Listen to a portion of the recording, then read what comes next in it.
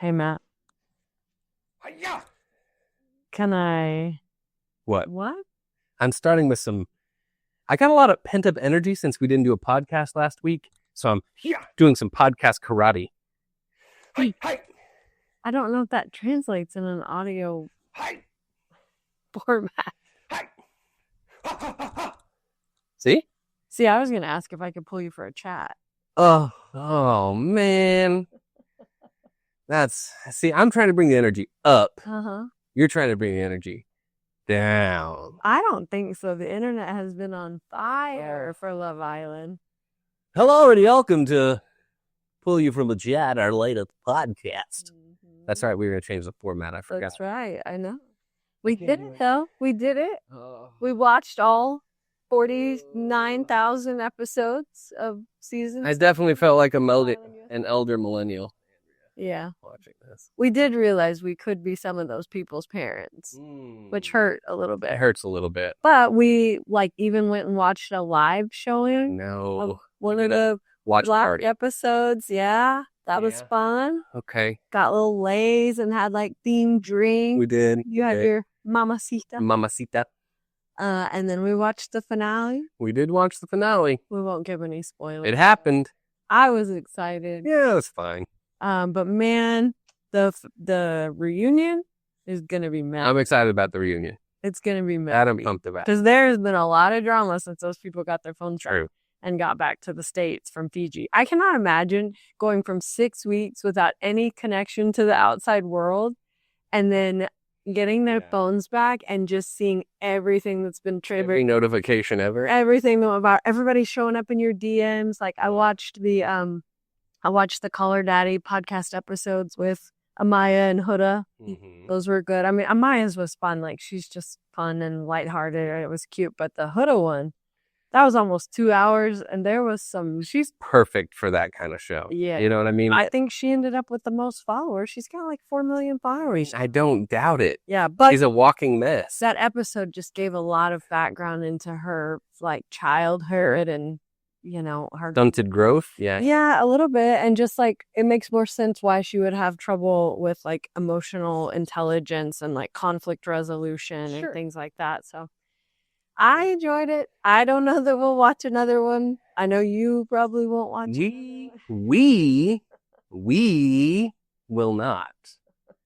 I can tell you that. I will say, though, so many people were like, oh, this was the worst season ever. So I've been asking my friends that watch it and have watched it in the past, give me a season that was good.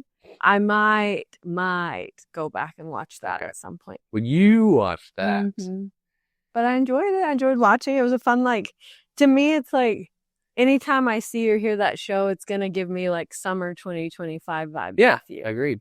That was part of our summer adventure, what we watched while the kids were gone. Do I get to pick the adventure next year? TBD.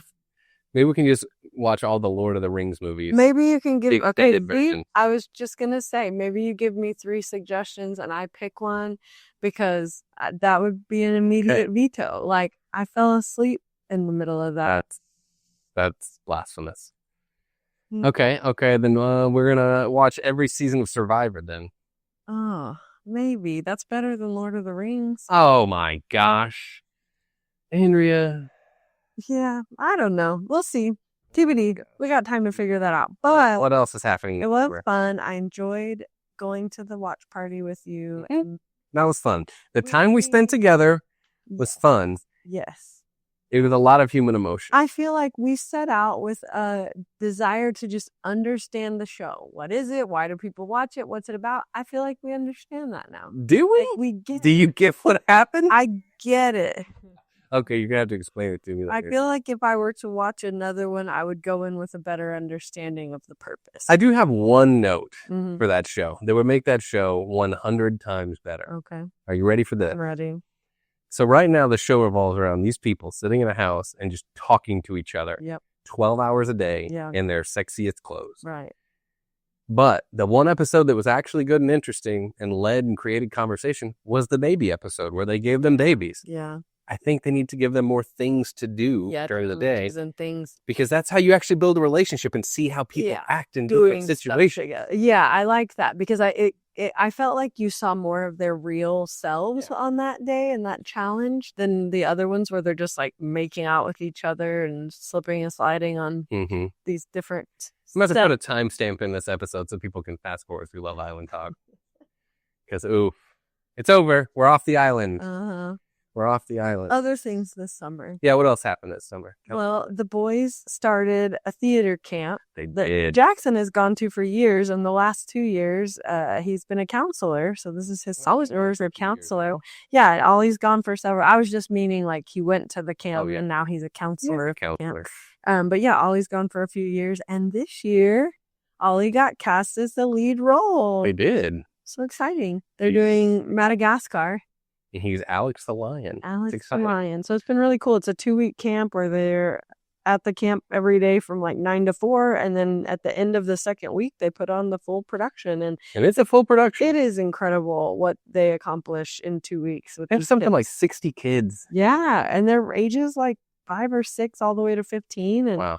So it's just amazing what's put on in such a short period of time. And it's been fun seeing Ollie. Like he's really taking this responsibility seriously and knowing that he's a leader and he's carrying, a weight with this role. And so I've been impressed in the evenings. He's come home and set a schedule for himself of like, well, I'm going to give myself a little bit of time to decompress and then I'm going to eat dinner and I'm going to run lines for an hour and then I'm going to shower. And he's got songs. He's got to practice the whole thing. Music, but he found like a quizzes, I think, where somebody had put all the lines in, like all the cues, and then you read the cue and then you try to figure out, do I know what my line is that comes after this cue? And so he flips the card to see if he gets it right. And he can say whether he got it right. And then it kind of creates like a study guide for him of which ones he did well and which ones he needs to work on. So that was cool that he found that. But I think one of the funniest parts has been Jackson as a counselor. Yeah. His role at the camp is to kind of do arts and crafts and keep the kids that aren't on stage kind of occupied and keep them out of trouble. Yeah. And he spent his first week taking naps after every day. He was exhausted. Well, I mean, having to get up at 7:30 in the morning has been a little rough for him.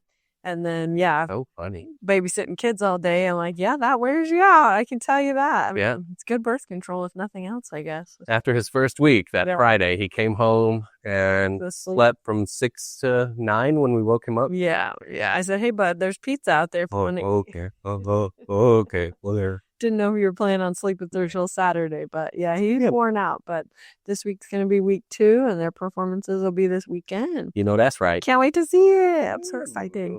So it's fun, and it's fun seeing Jackson for this counselor role. He's doing a good job. I was a camp counselor back in my day, Andrea, and I watched all these kids, and we went to like NRH2O, our water parks, and not saying I was the best, but I was definitely the greatest of all time. Oh wow! Wow. That's my life. It's just a series of escalating tryouts, Andrea. I see. That's it. So basically, Jackson's only great because you started it. Yeah. Yeah. You wrote the book on it. Yeah. We were at dinner together, me and Matt and the boys, and I asked Jackson, what's one thing Oliver's doing really well with his role? And Jackson said he's doing a good job. He's got so many lines and he's really on it. And he's like, that's a lot to just stay that focused all day long. And he said, it's really impressive. So then I asked Oliver, what's something Jackson's doing well as a counselor? And Ollie said he likes that Jackson really tries to build relationships with the kids. Like you can tell she actually cares about them and not just like collecting a paycheck or, being on his phone. It's a big paycheck. Yeah, his big paycheck. But no, it's something Jackson loves and looks forward to every summer, and it's a great experience. And so I just thought that was sweet, the things they had to say about each other. And I like that, with you being a former counselor and, after school counselor and things like that, and then me being a teacher, like I like seeing that our boys enjoy working with kids and like getting to know them and just building relationships with them. And I just think that's such a great way to pay it forward to like the next generation, giving them a great experience and just making sure they know, like, we care that you're here. We want you to have a good time. Like, makes me happy, makes me proud. Such a big week. I guess let's do music and intros and stuff. We've got a lot of stuff for the show today. Big one. All right. And music?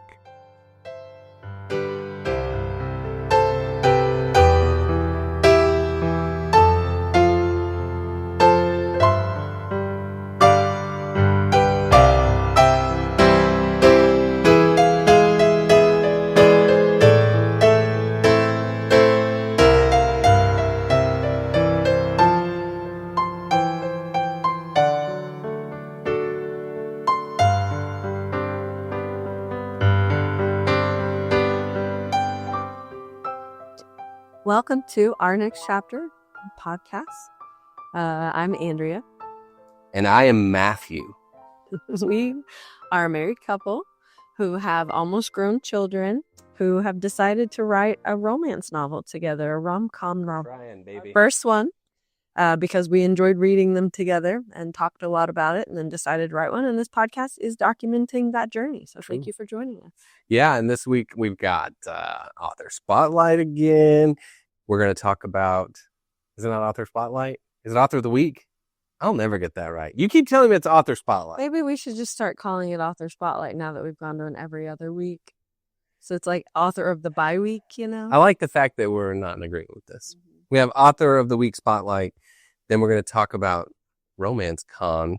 Drama, which I'm calling Romance Con-troversy.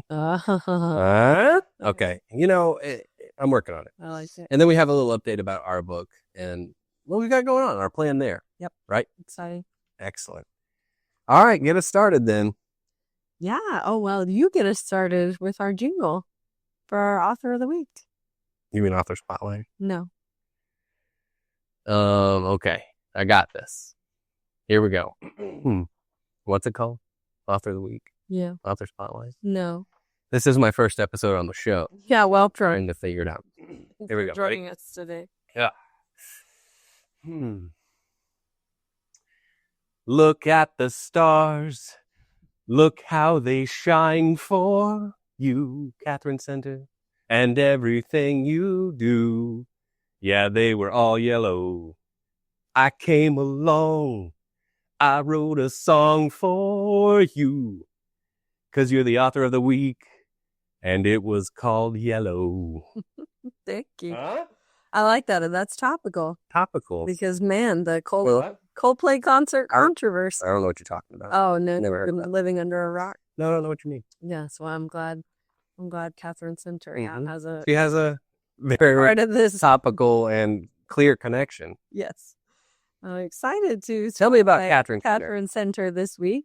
The reason I chose her was because I just finished her newest book called The Love Haters. The Love Hater. Or Love Haters, which also follows your naming convention. I'm telling you. How they all kind of follow like the pattern. 3-4 words. Yep.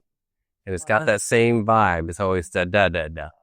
Or da-da. Well, she nailed it with the Love Haters. The Love Haters. And it was the first thing I read of hers, and I was so caught off guard by the depth of it. Of course, it has your cute, like, romance story, but which to, get into that is, it was about a girl from Dallas, Fort Worth, actually, who worked for a company that would do videos for companies who wanted to highlight something that they did. Like, I don't know what you guys in the like a promo video or a sizzle reel. Or exactly. Promo videos and things like that. So that's what they did. Well, she got hired to do a profile or a video for the Coast Guard, and specifically about rescue swimmers. And it was supposed to be like a recruitment video to get people who want to join the Coast Guard and just have a better understanding of what it was about.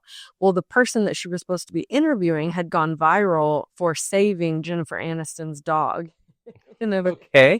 And Ross Geller? Yeah, he had refused to he'd refused to do any interviews. He didn't want to be like, hero, whatever. He's like, it's just part of the job.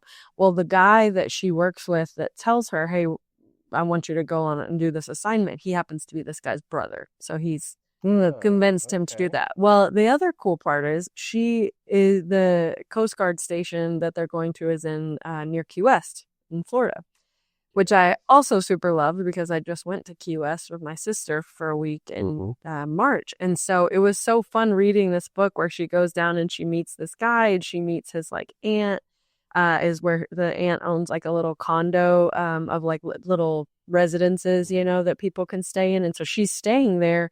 And it's just like, I felt like I was back in Key West too, which is just such a cool vibe kind of city. And so that was a lot of fun. And of course, there's the cute stuff with interviewing the guy and learning about the Coast Guard and the training that she's got to go through. And like, there's all of that. Do you think you could be in the Coast Guard now? Now that you've read about it? Rescue swimmer, no. No, I know you love to swim. not Kind of the same thing. That's float. You could be the victim in the situation. I You're float in the ocean. Victim. These hot guys can jump down and put me in a basket, and yeah, no, I don't even want to sit around in the ocean waiting to be rescued. No, I just like to float in a pool specifically. Okay. But flying the helicopters might be cool, or like working adjacent to them. But rescue swimmer, no, I think my panic button. You want to work near the hot guys, but not with the hot guys. I get it. That's fine.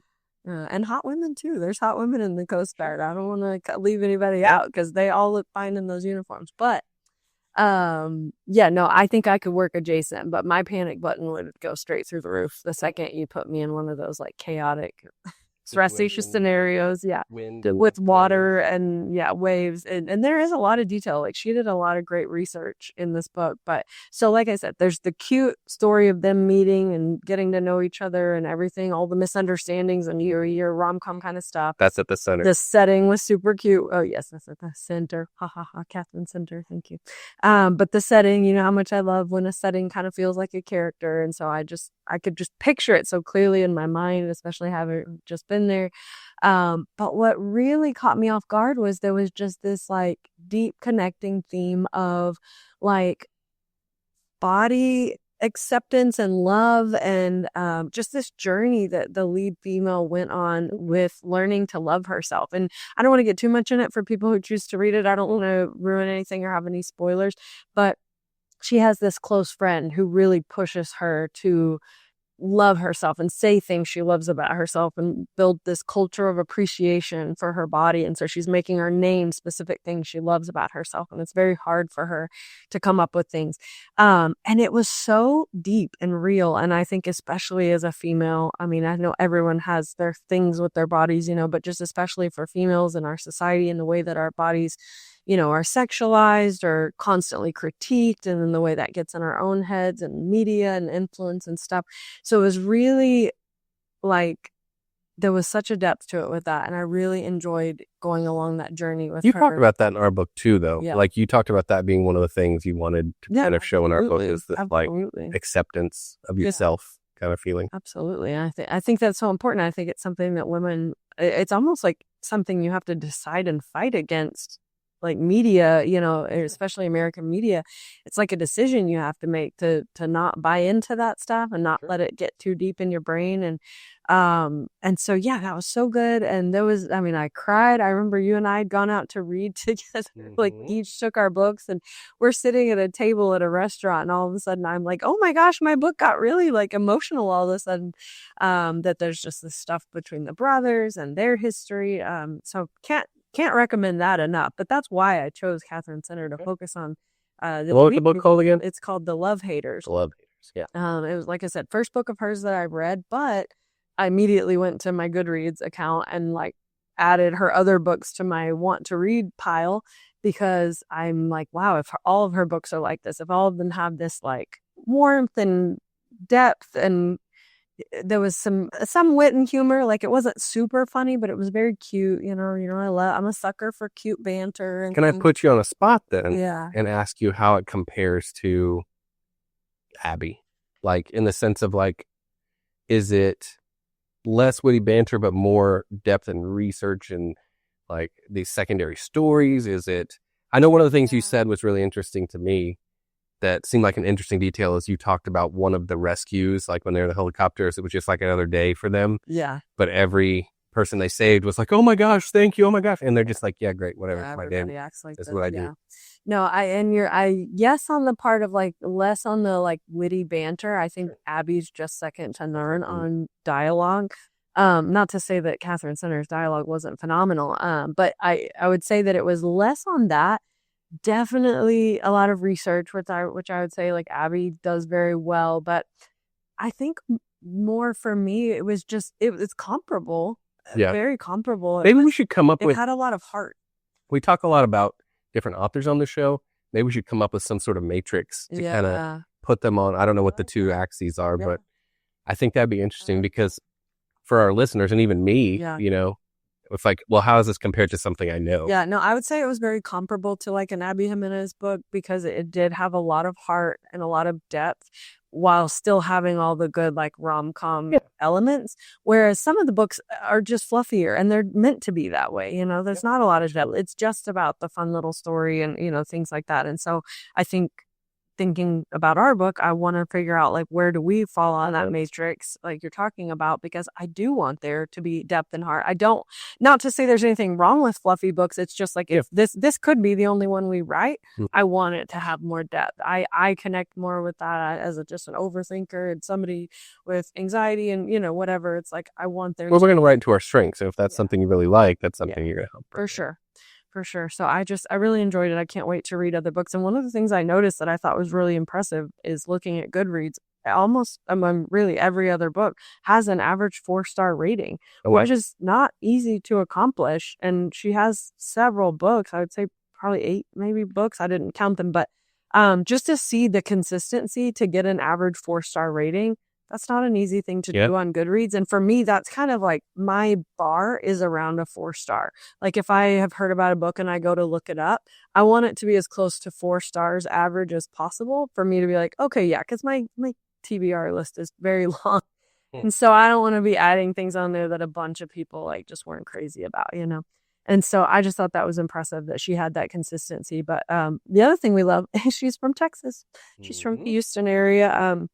She got her bachelor's in English at Vanderbilt in Nashville, and then got her master's in creative writing at University of Houston, which I thought was cool. But she, you know, has worked different writing related jobs. She was a teacher, like she was a professor at the college level, just really mentoring aspiring writers and just helped develop her appreciation for like character driven writing. And so she decided to give it a shot herself, but she's been an editor, she's been in marketing.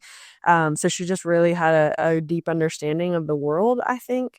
But she's always enjoyed writing, kind of known since a young age that she wanted to be a writer. And so her first book was published in 2008. That was Everyone is Beautiful. But yeah, I mean, it's just in researching and looking at her other books, they're all have these like relatable characters that are facing life challenges, but they're just handling it with like grace and humor. And, you know, like I said, they all to me have that warmth. Look, I've only read the first one, but in looking at the reviews and the synopses of the other ones, is like there's warmth, wit, and emotional depth at the center of the story. Yeah. So just really good at balancing like lighthearted humor with like tougher topics. Okay. And that's what I thought was cool is like if I had plotted out the love haters as far as the story of like, it was almost like an episode of Scrubs where you're laughing and then you're crying and you didn't see it coming and it just hits you at that heart. And that's how I felt, is like I was kind of like, oh, this is so fun and this just makes me want to go back to Key West, and oh, I'm learning so much about the Coast Guard and this guy's so cute. And there was a dog. He had a dog named George Bailey, named after the guy from It's a Wonderful Life. Yeah. Who was like a Great Dane, but that was like his dog, you know. And so of course we love when there's a dog. And then it turned to be heartfelt. And it did. And then it would just like out of nowhere all of a sudden. It's like you've been building your understanding of something and then there would be this reveal and it was like, oh wow, that caught me off guard. So yeah, I'm definitely excited to read her other books. She's got The Bodyguard that was released in 2022 where a woman No, not Whitney Houston, different one. It's a woman who hires a bodyguard after there was a threat made on her life.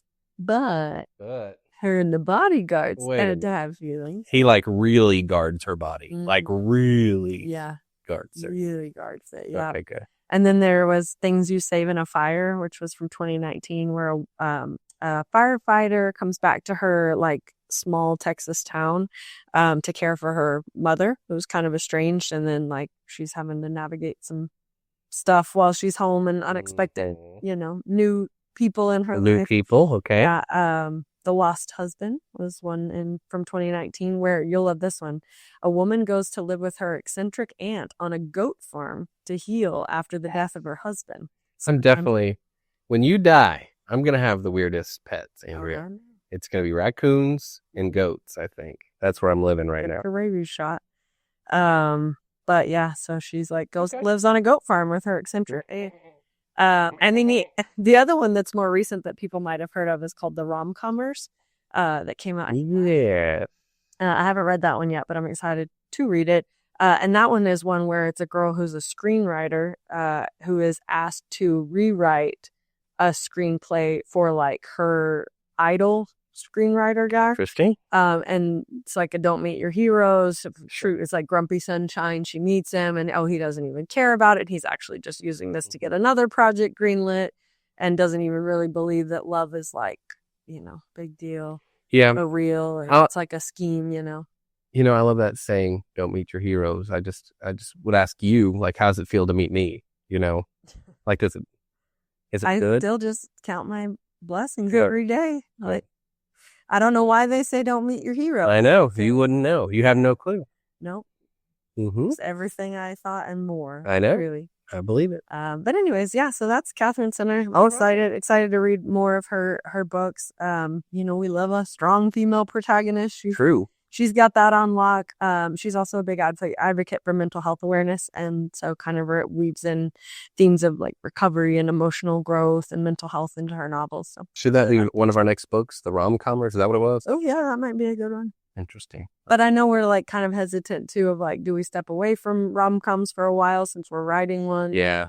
Tricky. Yeah, because even when we've been like kind of brainstorming our own stuff, I feel like I'll say like, what if they blah, blah, blah. And then I'll go, oh, wait, I just read this book. And then you're wondering like, did I borrow from that? Or is this an original idea? So I don't know. Something to think about. But it's definitely high on my list of next things to read. And I really enjoyed The Love Haters. It was fantastic. And yeah, I highly recommend it if anybody wants to read it.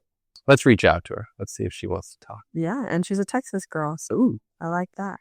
U of H. She's very active on social media.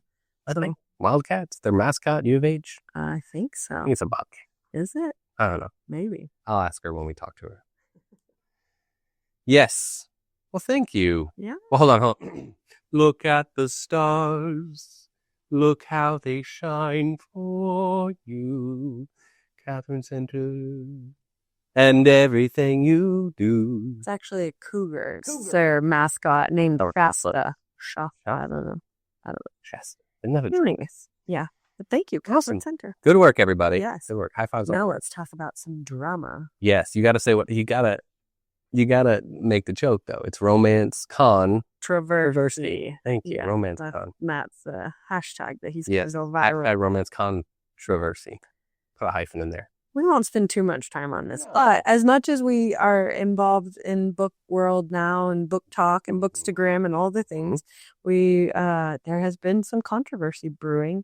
So there is a convention called Romance Con that's managed by a group called Mischief Management, which is they're helping put it on. Harry Potter reference. Mischief Management. Yes. And at Romance Con, they had panels and things related to Harry Potter and possessions. And so there's been just a big movement in the literary world around, J.K. Rowling's been in the news a lot. She's been very harmful with her rhetoric and her political involvement. Yeah. And her foundation and money. She's really taken a stand around like trans rights and things like that in the UK, and so a lot of people have been distancing from her and her works, and so I guess, and you have to correct me because we've been doing our research to fully understand it. We've been bits and pieces, and the stuff we're finding is like semi.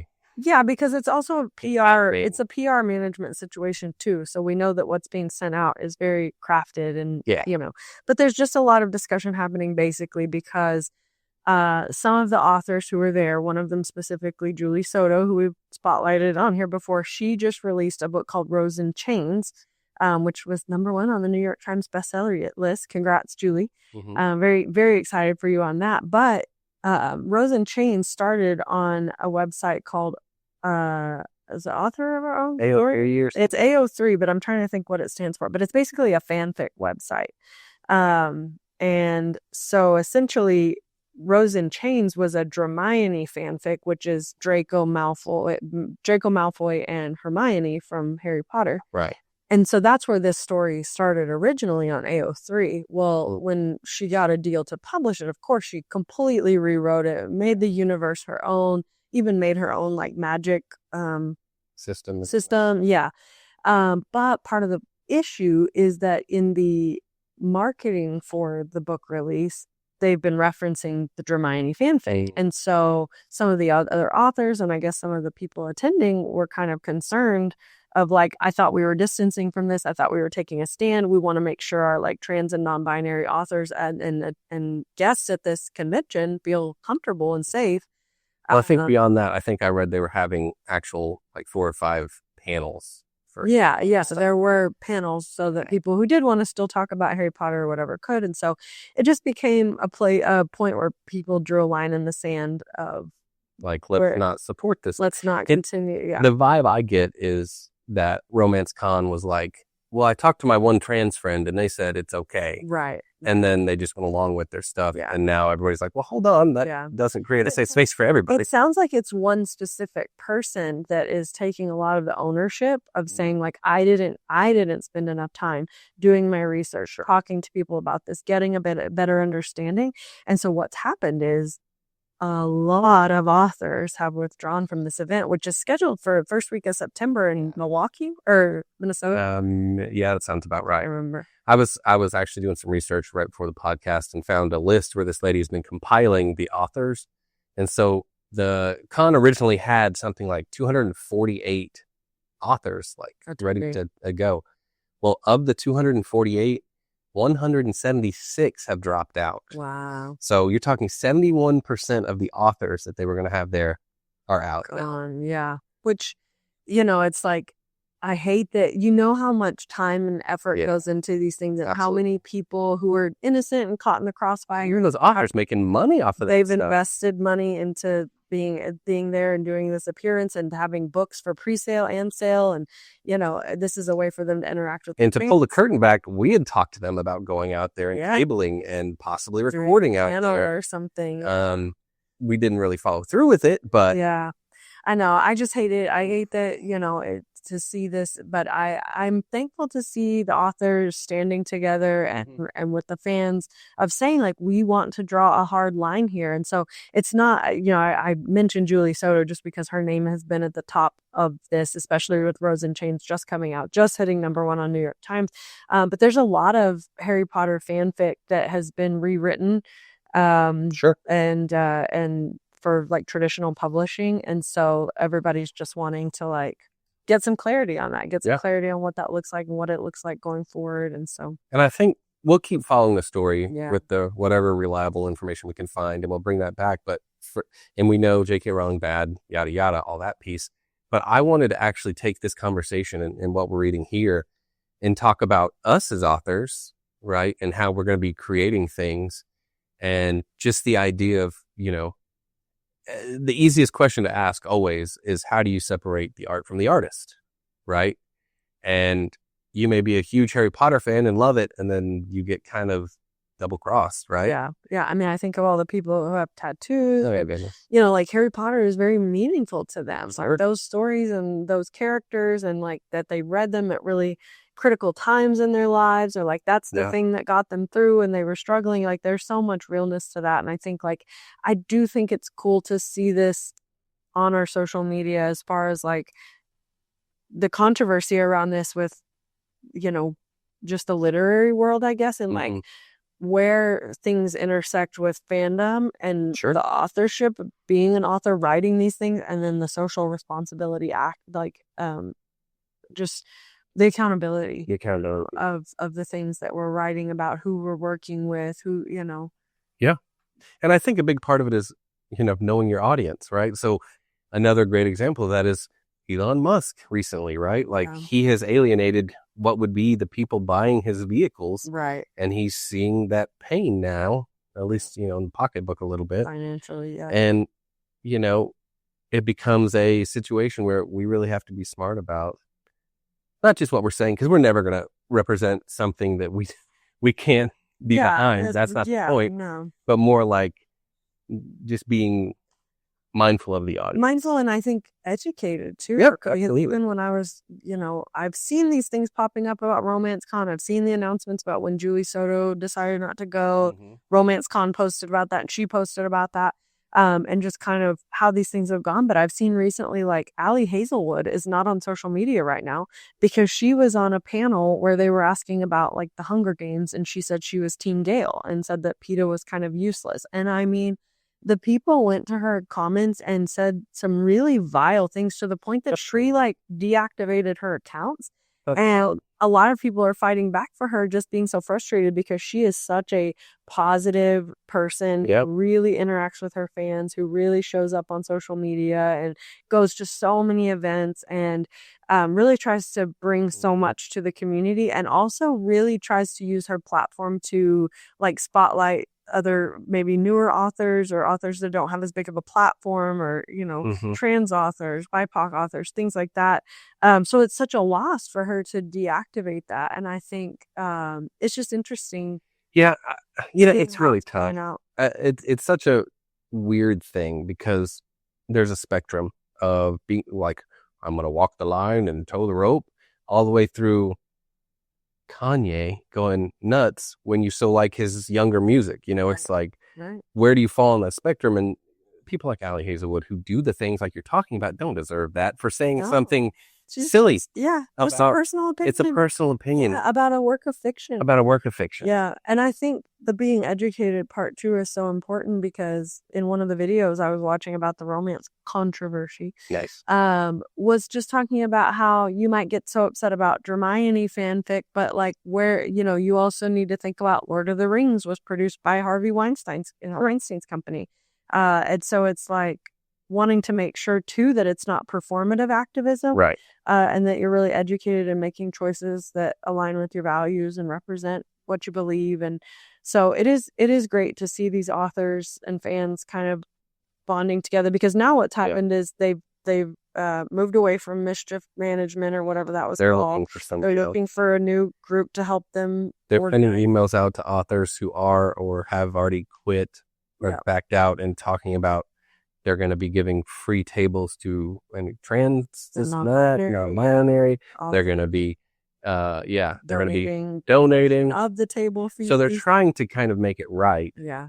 It's just they got caught up in the middle of this firestorm, and now it's, like really, we said, a month away. I was going to say, it hit them with a short period of time. And so I think that's what I'm excited to see is, where do we go from here? Because when people decide to participate in activism and things like that, like these authors who stepped out and said like, we're not going to participate in this, what's your desired outcome? And so if Romance Con is saying like, hey, we messed up, we want to learn, we want to be better, here are the things we're trying to do, like, let's come to the table and talk about this. Like I said, I hate that the time period is so short, and so I don't know what's really going to happen, but I do hope that like there can be learning, and that there's room for growth. There's so much room for growth. And like, I don't want to lose these spaces where fans and authors can go and connect and share. And there's so much joy, and, it's such a great place to meet people who love what you love, and just a way to support authors. So that, especially with AI and all the things happening, it's like, I want artists and authors and people in the creative realm, I mean, you included, I want you guys to still be able to do what you do for a living. And it's so important. It's so important to our world and like what brings people joy. And so that's why I hope that through this situation, like this will create a dialogue so that people on both sides of this can come back together and figure out like, where do we have common ground?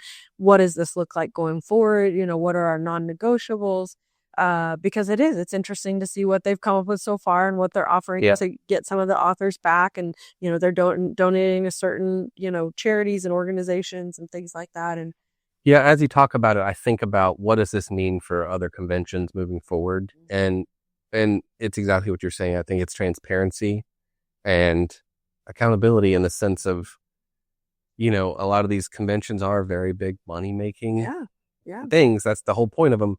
But now, especially with an audience like this, it needs meaning, and you have to be part of the audience, and you read the room, be part of the community. Don't just try to take my money, So I'm excited about that. But it definitely like has given us things to chew on and think about as authors, and as we try to step into this space. And I think it's exciting. It's important. It's interesting. Conversation. Very interesting. And we'll keep following it and see how it all works out. Like you said, it's only a month or so away, so we'll see. Maybe it's new. It all continue. kind of hit the fan in the last few days, so we'll see where it goes. But you know who was not going to be there? Annabelle Monaghan. Oh. She wasn't going to be there. I got to meet her. That's not even nice. You're still sad about. I'm still sad about that because we now have read a second book from her. Yeah. We finished this week. I'm bringing her up because we just finished her book. It's a love story. Her newest book that just released. You want to talk about it? I do. I'm gonna stand by it. I still think she's probably my favorite author in the genre. Yeah. I think she writes the most like my sensibilities and how I think about things. What did you like specifically about this book? This book was really interesting because of the main character.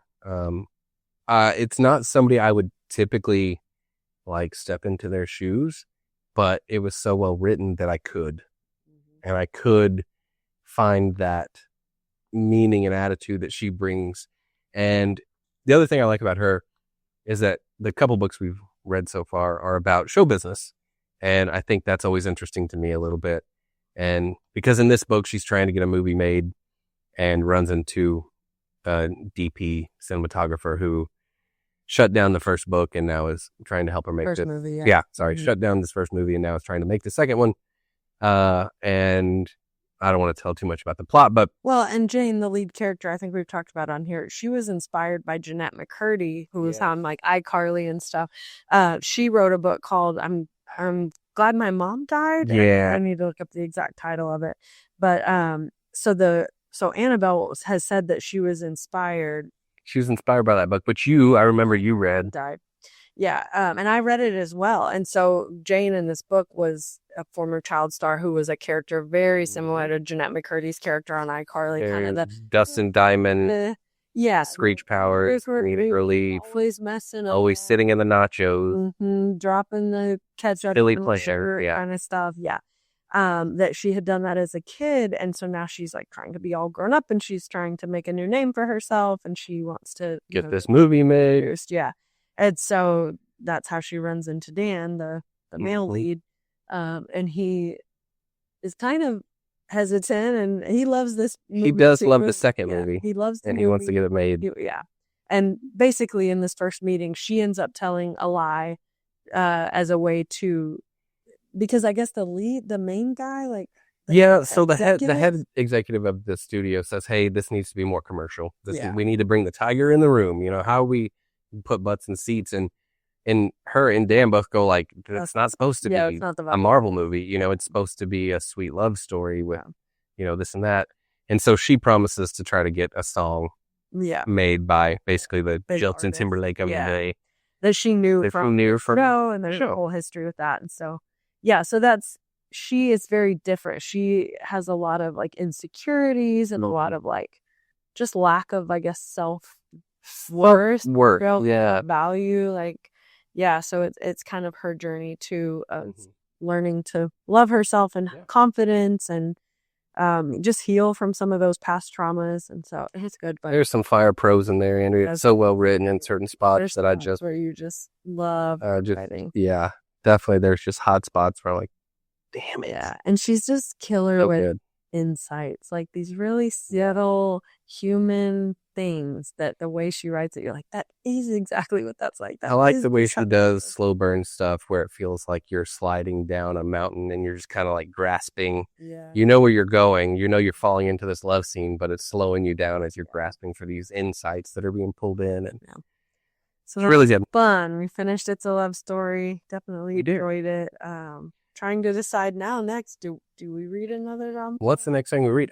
We're talking about writing in dual POV, so I'm wondering if we should read something now in dual POV to put us in that mind space. Yeah, that's a good idea.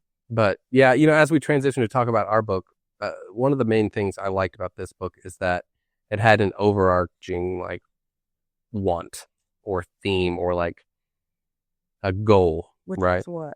Which for this was to get the movie made by getting what's-his-face to make a song. Oh, okay. Right? Yeah. So that's like, that's what we're working. That's the plotty plot, not the love story or the relationship piece.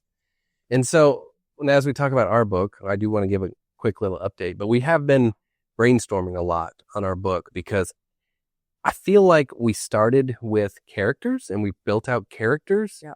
And we know how they kind of fit together in this nice puzzle piece or Lego block. We know who they are. Well. Yeah. It just feels like they're missing the want or the main goal, right? Yep. And so talking about this type of character where we have someone who's super type A and somebody who's super laid back, and what do?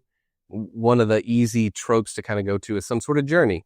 You know, they're going to travel across country because they have a common goal to go from LA to New York for some reason. And you force their proximity so that these two personalities can kind of bounce off of each other in a way and interact, right? And so that becomes like, what is the big plot thing for our book? Yeah, because we've talked a lot about the characters and how they evolve, and what their emotional arc is. We've got all that stuff, but it's almost like we need that. I don't want to say skeleton because that's not it, but just like the one sentence of, this is a book about 2 teenagers driving across town to I don't know, X, Y, and Z, whatever they're. What are they after? What's the what's the goal? So one of the things that I'm proposing that we've been talking about that you kind of proposed is this idea of some sort of like treasure map, treasure hunt kind of thing. And that fits in nicely with the indie thing, the Indiana Jones. And also, I think it would also give grandma's emails that just keep popping up. Yeah. Would give them some structure because she could be giving her clues, right? So I'm not saying this is what would happen, but let's say the movie opens and grandma just died. Books. That's the movie? Yeah. How weird. It's already a movie in my head. The book opens, grandma just died. And she gets the first email and it's clue 1. And it said something about something from her past. So it helps tell her story, but also tells her to go do something or collect something or whatever. Well, then maybe Alex is there to also say like, hey, I'll help you with this list. I'll help you do this thing. She doesn't know, but it's at the end. She doesn't know what the final goal is or what the final reward is, but she kind of marks these things off the list. And maybe there's once you've completed this, email this, a picture of X to this, and you'll get the next clue. Yeah. And maybe it's run by the sister and she doesn't know it, I don't know. But so that's what we're structuring in now. That's the structure piece. We like this idea, especially because we've known for a long time that her nickname would be Indy, and that was a reference to Indiana Jones, with her name being Anna Jones.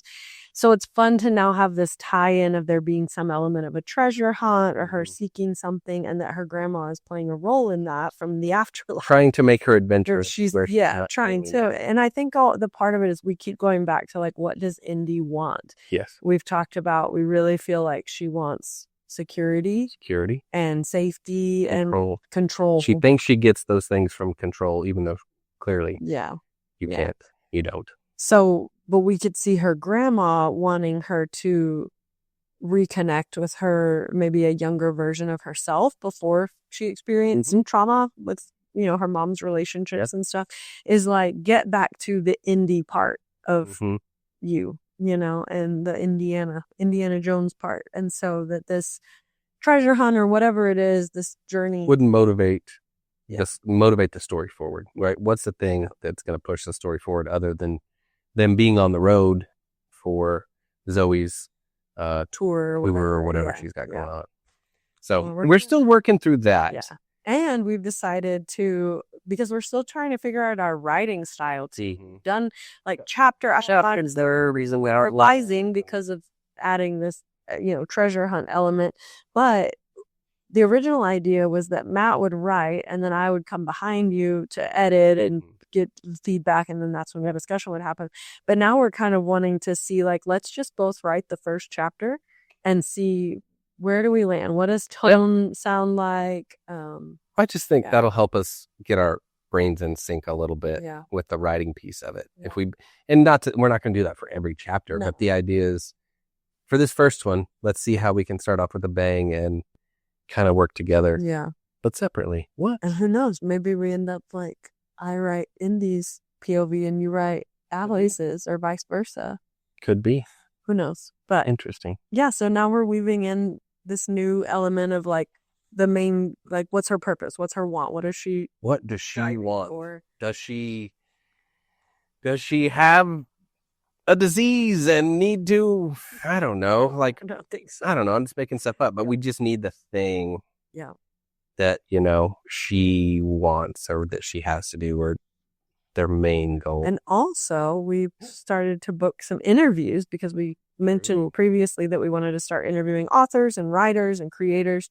And so we've got a first booked, and we're going to be adding some more. That's right. So that will be some exciting stuff in the coming episodes. It's exciting. That's kind of where we're at in our updates. We're just having fun with it, and it's a fun spot to be in, and we feel like it's really gelling. And yes. These things that just take some time. You need a little bit of critical distance here and there, and I think it's been nice to take a step back and think we have the characters, we have the personalities, we have the emotional story and the arc of how what that love story looks like. Okay, give them a roller coaster to go on. Yeah, I feel like we've definitely had a lot more time for in-depth discussions and brainstorming and just free think spaces where we just throw stuff out. What does it throw it at the wall and see what sticks. Yeah, just to see what sticks. And so it's been kind of cool how those discussions have evolved and how we get to from just crap, honestly, to things we both really like. Yeah.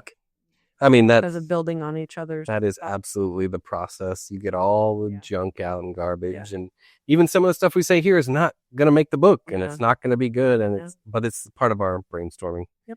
And out loud sharing. That's why you're here for the journey, people. That's right, baby. Thank you for coming along the journey. For the journey. Yeah, and just a small town girl, born and raised in Troy.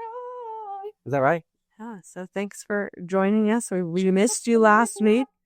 Thank you for giving us this grace and time. Sorry, what? Sorry, it's my ADHD, Andrea. As soon as we wrap this up, you can go sing all you want to yourself. Oh. But when we talk over each other, no one hears anything we say. Okay. So are you done? Yes. I mean... You know what that means, though. You're going to have to do it one more time. It means no. My yes right now means no. But go ahead. You start talking. Why don't you wrap up the podcast? Just a lonely girl. Born and raised. Continue. Go ahead. No, go ahead. In such a try. So basically... She took the midnight. We've hit Matt. Train going. Anywhere. Andrew's out. Oh, okay. Well, I appreciate everyone listening. Andrea's out for the day. So we're welcome to the Matt Show, where I'm going to wrap this show up for us. Thank you for listening. Send us your feedback and your thoughts if you have something on structure that might make sense or something that resonated with you. You can hit us up on any of the socials at Our Next Chapter Podcast, or go to our website, ournextchapterpodcast.com. Sorry. https://www.ournextchapterpodcast.com. And you can even put a / after that. It will still work, Andrea, in case you're wondering. And yes, thank you for listening. Share, like, review. The best thing you can do is help share. Share to somebody else. Create an AI bot that just listens and listens over and over. We can always take the help. Did I miss anything, Andrea? Oh, she's gone mute. Oh, no. Now she's in a box. She's a mime. Andrea, put your shirt back on. Oh, my gosh. The podcast isn't okay. Don't put it back on. Leave it off. Oh, Andrea. Oh, my gosh. Oh, she's on fire now. She set her hair on fire. She's running around the room. No? She's not talking to me anymore. Okay. Well, thank you for listening. And let's hit that music. Oh, wait. Let me tell you what Shio says. I love you. I love you. And your little ADHD window of ability to focus, and we just went too far, so we need to mark it down that whatever time this podcast was, we need to shorten it. I do need to talk to you, though. I am going to this Coldplay concert. It's a work thing. So it's the next weekend. Don't worry about it. Yeah. I just gotta go. You keep singing over me, and I won't be worried about it.